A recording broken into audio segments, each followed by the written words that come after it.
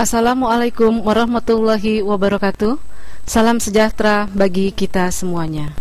Pada mata kuliah kali ini, pengantar ilmu perikanan, saya akan membahas masalah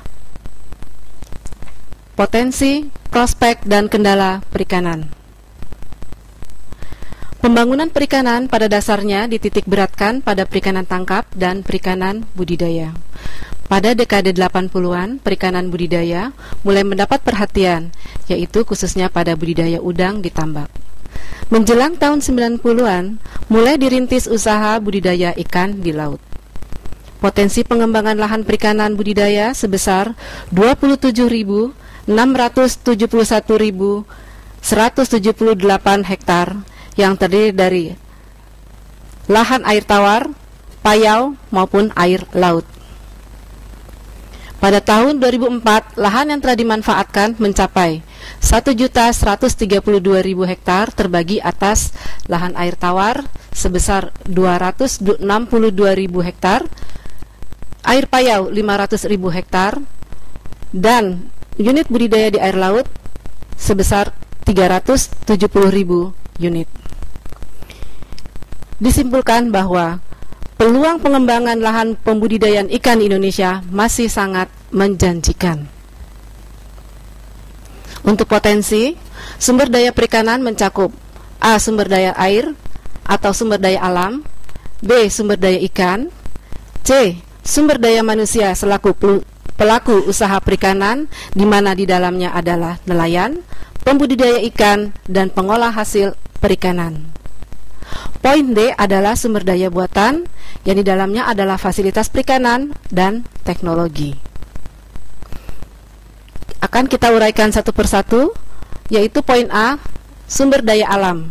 Indonesia merupakan negara kepulauan yang terdiri dari 17.000 pulau dengan garis pantai sepanjang 81.000 km. Hal ini terpanjang kedua di dunia. Luas laut 5,8 juta kilometer persegi. Kemudian potensi perikanan tangkap di Indonesia diperkirakan 6,41 juta ton per tahun, yang terdiri dari jenis ikan pelagis besar, pelagis kecil, demersal, ikan karang, udang peneit, lobster, dan cumi-cumi. Untuk sumber daya ikan, Indonesia memiliki sumber daya ikan yang luar biasa, baik dari keragaman maupun jumlahnya. Dari jumlah ikan yang terdapat di dunia, 20.000 jenis ikan, sebagian besar terdapat di perairan Indonesia.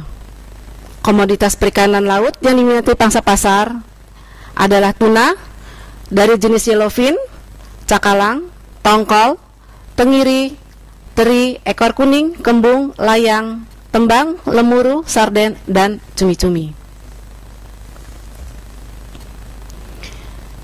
C. Sumber daya manusia.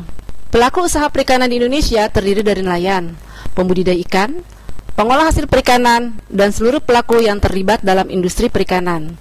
Dalam hal ini adalah industri pakan, benih, bahan bakar, peralatan tangkap, obat-obatan, serta kapal perikanan. Jumlah nelayan perikanan laut di Indonesia sebanyak 3.311.821 orang.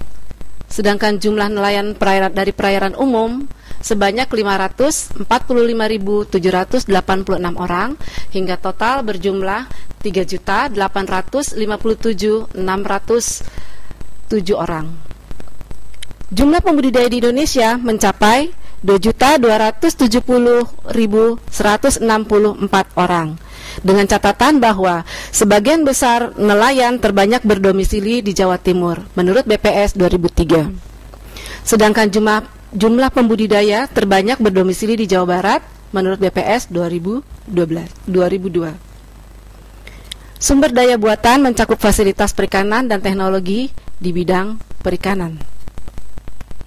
Adapun kendala dalam perikanan budidaya adalah 1. Teknologi pembenihan dan pembesaran untuk beberapa komoditas belum sepenuhnya dikuasai.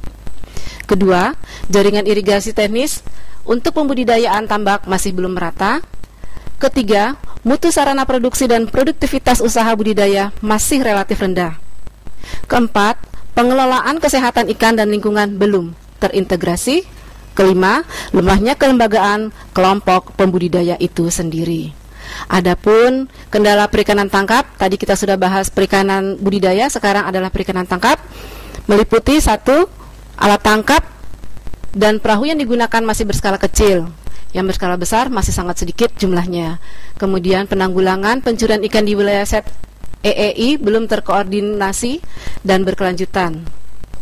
Yang ketiga adalah teknologi penangkapan, masih mempergunakan teknologi yang sangat sederhana atau tradisional.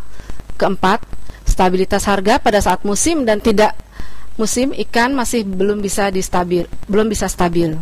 Kelima, pemanfaatan sumber daya ikan yang seharusnya dikelola dan dimanfaatkan oleh nelayan setempat tidak bisa dilakukan secara penuh, mengingat keterbatasan alat, perahu, dan teknologi yang digunakan masih sangat tradisional, sehingga banyak dimanfaatkan oleh nelayan dari luar daerah tersebut, termasuk oleh nelayan asing.